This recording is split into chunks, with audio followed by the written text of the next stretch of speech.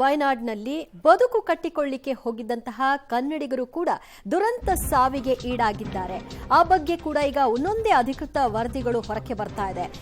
ಸುಮಾರು ಚಾಮರಾಜನಗರದ 4, ಮಳವಳ್ಳಿಯ 3, ಕೆಆರ್ಪೇಟೆಯ 2 ಜಲಸಮಾಧಿಯಾಗಿದ್ದಾರೆ. ಆದರೆ ಇನ್ನೂ ಕೂಡ ಅವರ ಡೆತ್ ಅನೌನ್ಸ್ ಮಾಡಿದ್ದಾರೆ. ಬಾಡಿ ಸಿಕ್ಕಿಲ್ಲ. ಬಾಡಿ ಸಿಕ್ಕಿ ಐಡೆಂಟಿಫೈ ಮಾಡಿ ಆನಂತರ ಆ ಕುಟುಂಬಗಳಿಗೆ ಬಾಡಿಯನ್ನ ಹಸ್ತಾಂತರ ಮಾಡುವಂತಹ ಕೆಲಸಗಳು ಆಗಬೇಕಾಗಿದೆ.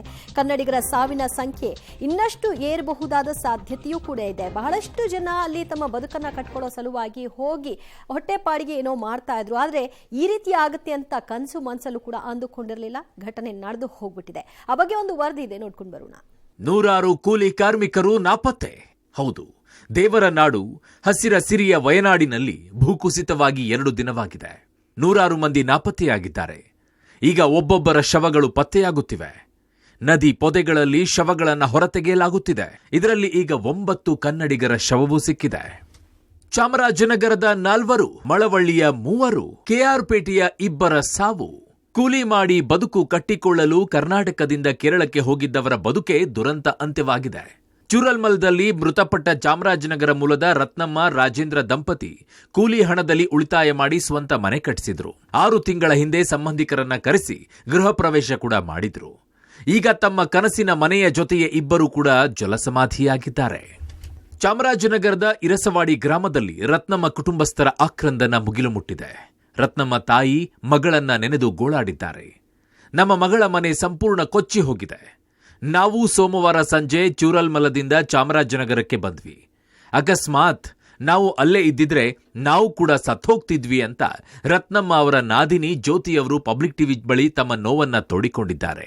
ನಾವು ಮೊನ್ನೆ ತನಕ ಹೋಗಿದ್ ಬಂದ್ವು ಸರ್. ನಾವು ಬರೋ ರಾತ್ರಿನೇ ಹಂಗಾಗಿರೋದು ಸರ್. ನಾವು ಸಾಯಂಕಾಲ ಬಂದ್ವಿ ಇಲ್ಲಿ ಒಂದು 6 ಗಂಟೆಗೆ. ಪುನಃ 3 ಗಂಟೆ ರಾತ್ರಿಯಲ್ಲಿ ನಮ್ಮ ಯಜಮಾನ್ರಿಗೆ ಫೋನ್ ಬತ್ತು ಸರ್, ಈ ಥರ ಆಗಿದೆ ಎಲ್ಲ ಭೂಮಿಯಲ್ಲಿ.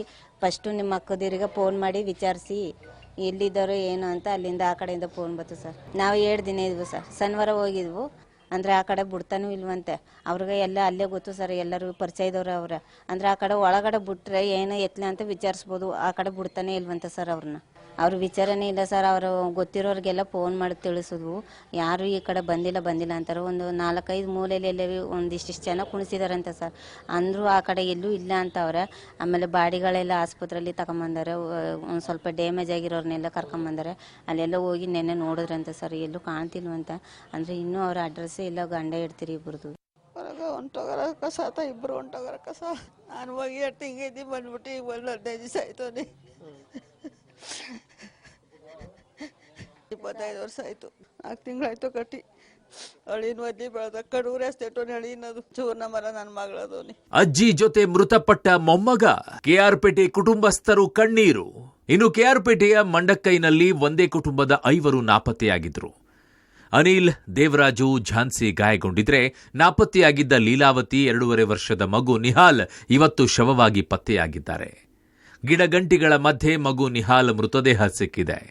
ಮಣ್ಣಿನ ಅಡಿಯಲ್ಲಿ ಹೂತಿದ್ದ ಲೀಲಾವತಿಯವರ ಶವ ಹೊರತೆಗೆಯಲಾಗಿದೆ. ಕೆಆರ್ಪೇಟೆಯ ಕತ್ತರ್ಘಟ್ಟ ಗ್ರಾಮದಲ್ಲಿ ನೀರವ ಮೌನ ಆವರಿಸಿದೆ.